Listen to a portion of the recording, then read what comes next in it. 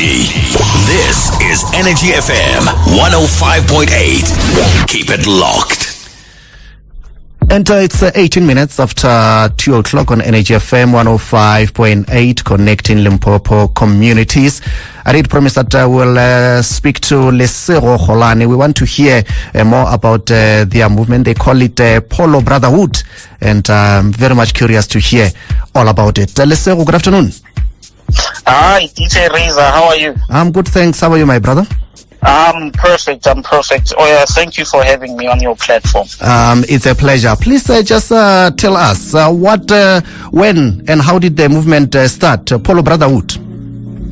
Oh, the first thing that I'd have to say is that it's more than a movement. Yeah. As you see it in the name, it's a brotherhood. So it's brothers that are then coming together. But it didn't start off that way.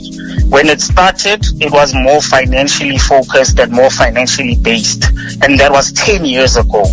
We've seen a lot of movement and change largely in the last 2 years, where now we started focusing on many different challenges and problems. It's a social club, but it's centered around money, but also many other challenges. So we come together as men, and that's what we focus on. Okay, you said that 2-3 years they've been maybe redirecting the efforts of the movement. Now, what are some of things that you guys talk about and engage in as a brotherhood, as brothers? So when we meet, the fundamental thing is that society puts a lot of demands and pressures on men, but we also impose those expectations of meeting those pressures as well on our side. And the biggest thing is money. So we save money for critical times, whereby at the end of the year, we then distribute those savings equitably based on how much you've put into the account, and then you'll use it to satisfy some of the things that you deal with in your household, with your plans, business, recreation, and everything else. But largely the things that we focus on then are the social ills, the plight that faces men within society these days. Societal pressures, like I've mentioned, issues of mental health, and some of the other health aspects, because as we are growing, we also accumulate a lot of chronic diseases and things that need us to be conscious of the decisions that we take in taking care of ourselves. We talk about the challenges we face in relationships, and we also talk about justice. Prisons are full of men based on the decisions we've made as men, but also based on some of the challenges that society puts, where men, innocent men, are also put in those particular prisons and institutions. And lastly, maybe I should touch on the fact that we also deal with accountability. So it's not a platform where as men we just come, sit around and become victims around the things that we are facing and the things that we do, but we also hold each other accountable. If one of our brothers is going astray, then we sit him down, we talk to him about some of the implications of the decisions that they make, and then based on the values that underpin the brotherhood, we then move forward accordingly and in unity. Quite interesting, and I like the fact that it's not only about those that might be victims, but also perpetrators, as you say, that you hold them accountable.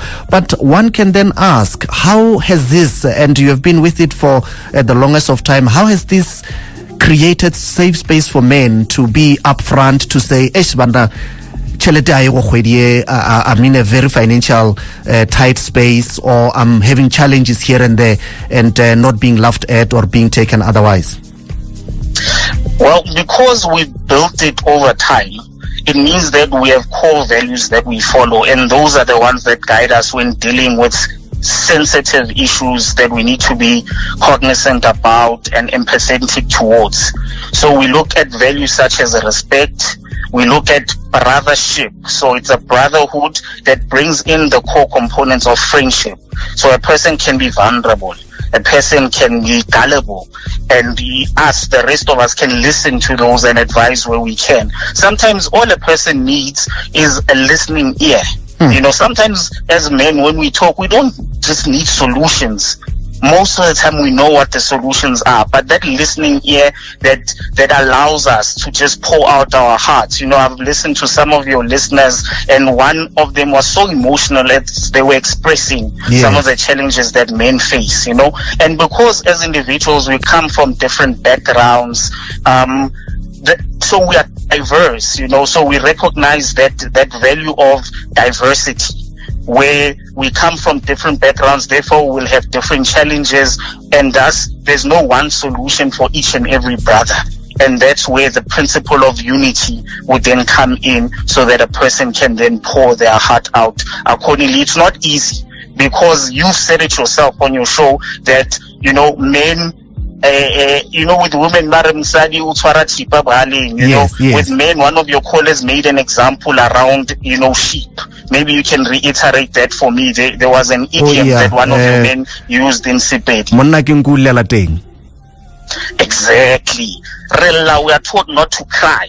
We are taught not to express ourselves. We are taught not to be vulnerable. But the truth is, men are going through a lot, and therefore these safe spaces, they serve as safe havens. And Polo Brotherhood became that. It became a place where, even with your ambitions, we don't laugh at your ambitions. We discuss, we build, and we see how we can even come together to build together moving forward, you know. So those are the things that actually guide us dealing with these matters. But also another important thing is that we have a structure. A structure that is underpinned by a constitution. Within those structures, there are common roles and responsibilities that are delegated to brothers, because no organization can move without a leader. So we have a chairperson, we have a secretary, deputy secretary, a treasurer, and we even have a legal and compliance section within a brotherhood, which then helps us in taking decisions that are within the boundaries of the law as well, because we don't want to infringe on another brother's rights, nor do we want to infringe on the rights of others. Wow, quite interesting. Now, it sounds like it's a very strong movement with a very clear path of where they want to go. One would be very much interested. What are the future plans that you are hoping to implement in moving and growing the movement? Well, it's a simple one, DJ Rayzar. Firstly, we'd like to multiply and duplicate what we are doing. Not necessarily for the men of South Africa to call themselves the Polo Brotherhood, but for them to try and emulate and copy what we are doing. Men are crying out there, so they need safe spaces. Based on what we have as an organization, the structure that we've built, focusing on finances and other pivotal aspects that affect men, we'd like to spread the message. So we actually give it up to you for giving us this platform, so that we are able to bring about a framework for people to use as an opportunity for them to also build something of their own. But you know, anecdotally, when you look at the brotherhood itself, we are looking at investment within the future. Biki Magmir. So one step at a time, because when over 15 to 20 brothers come together, you can just think about the difference of opinion. You can just think about the number of ideas that are put on the table. You can just think about the paths that we've carved out for each other individually, but also as a group.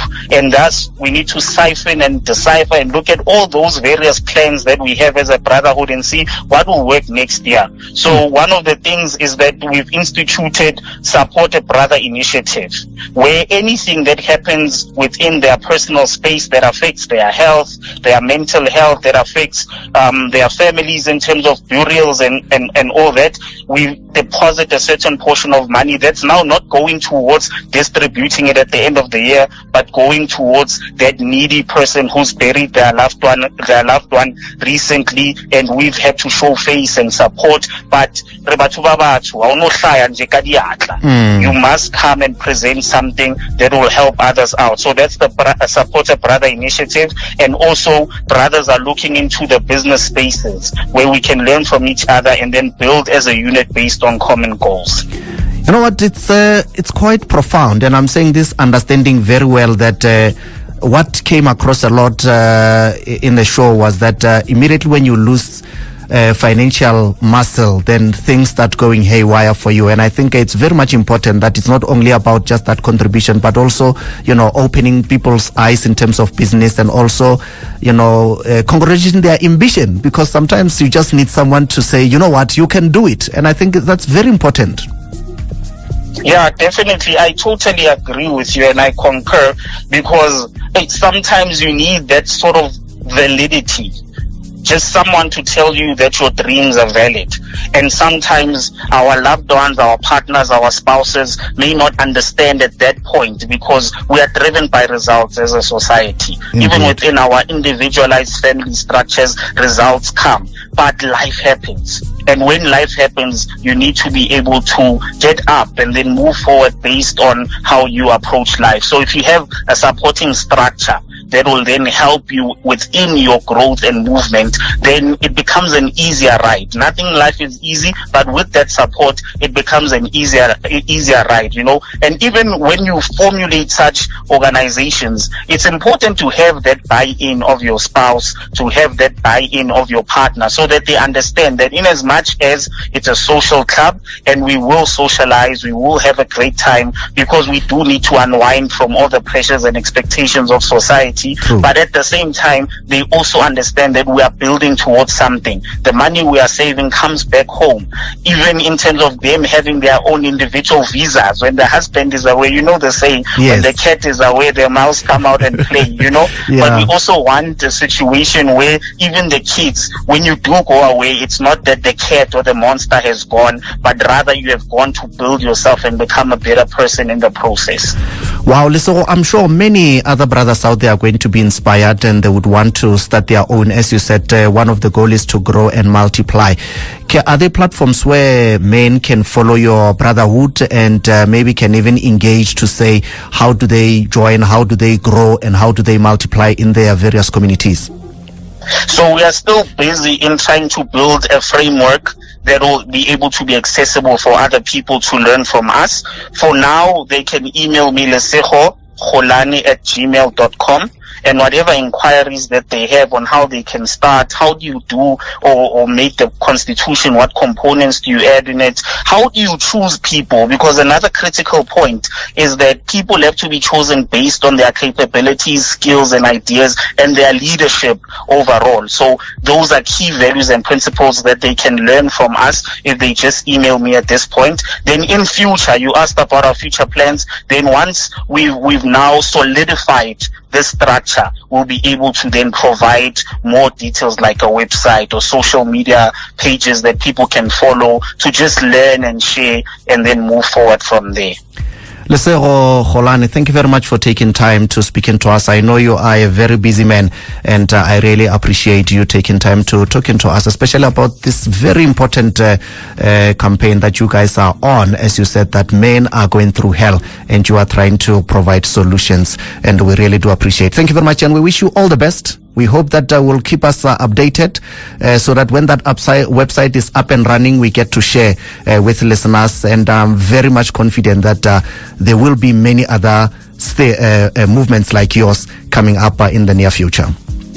I'm honored. Thank you for the great work, Rayzar, and for conscientizing society around these critical issues. Sure. Enjoy the rest of your afternoon, and may enjoy the rest of your day further. Thank you very much, 𝐿𝐶𝐬𝐲.